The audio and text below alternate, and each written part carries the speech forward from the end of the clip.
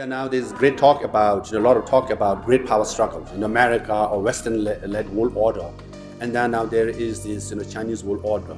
So they have a definition of, China's development initiative, security initiative, civilization initiative, right? So they have an alternate vision of the world order. Our message is the present world order, with all its double standard and weaknesses and loopholes, it's a freedom-based world order. Meaning you can criticize parliament and leaders, you don't go to jail. Chinese world order is a nasty one. We have been at the receiving end for 65 years. Listen to us. Chinese world order will try to destroy your civilization, your culture, your identity, and without freedom. You protest in China, forget protest.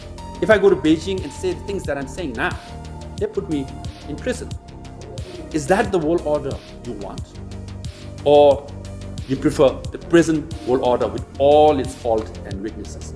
That's the choice people have to make. Now, there's a lot of talk about Global South, preferring Chinese world order, perhaps.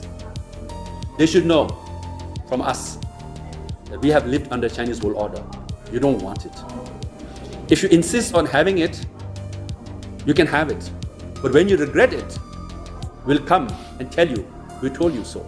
We'll feel bad about saying that, but we will come and tell you that's the Chinese world order you are living under, which is very unpleasant.